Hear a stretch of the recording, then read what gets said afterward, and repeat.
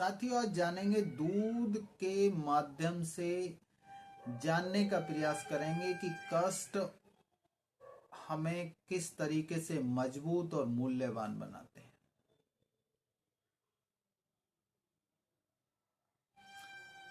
दूध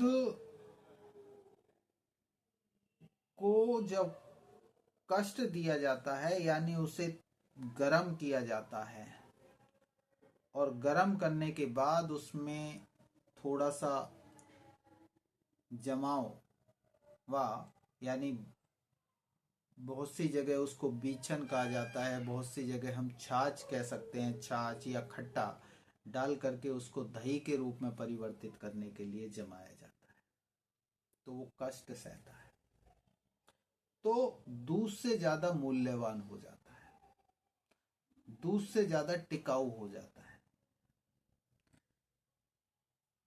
दही को कष्ट दे करके यानी उसको बिलो करके मक्खन निकाला जाता है, तो वो उससे भी ज्यादा मूल्यवान और उससे भी ज्यादा टिकाऊ मजबूत हो जाता है।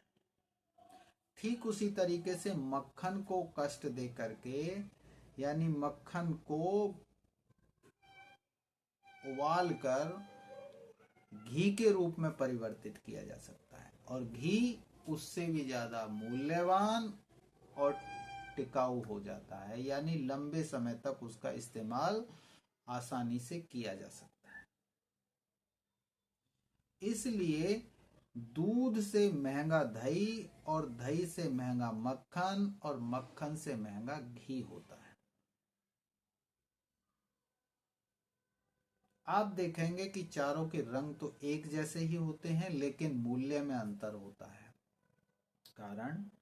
कारण जिसने जितना कष्ट अधिक सहा है, धैर्य रखा है, चोटों को सहा है, उतना वो मजबूत बना है और मूल्यवान बना है।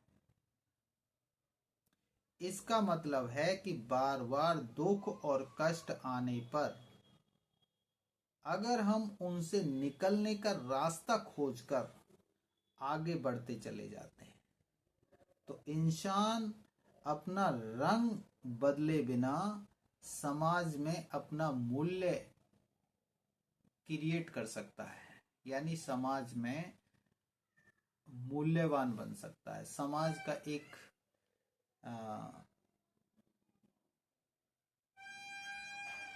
जरूरी हिस्सा बन सकता है। समय के आधार पर जिस प्रकार से दूध की उपयोगिता को देखें तो समय के आधार पर अगर देखेंगे तो दूध मुश्किल से 1 दिन आसानी से उपयोग करने लायक हो सकता है। दही की बात करेंगे तो वो 2 से 3 दिन आसानी से इस्तेमाल की जा सकती है।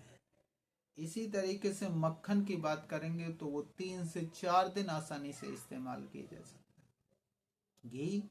घी को तो लंबे समय तक बिना खराब किए हुए उपयोग में लाया जा सकता है। ठीक उसी प्रकार से आपकी अथाह शक्ति जो आपके अंदर है, आप जो शक्तिशाली हैं, अगर उसके साथ साथ एक सकारात्मक विचार डाल दें, चिंतन यानी एक धनात्मक सकारात्मक चिंतन में परिवर्तित करके पहले सकारात्मक सोच और फिर उस पे चिंतन और मनन और उसका मंथन करके फिर हम देखेंगे कि हमेशा जीतने वाला यानी एक मूल्यवान कैसे बना जा सकता है।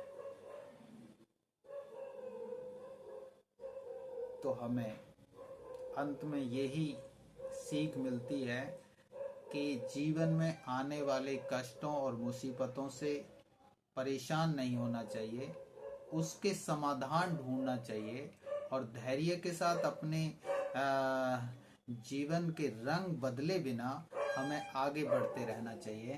तो हम अपने परिवार, समाज और देश के लिए एक मूल्यवान व्यक्ति बन सकते हैं। सीखते रहें, आगे बढ़ते रहें। Thank you.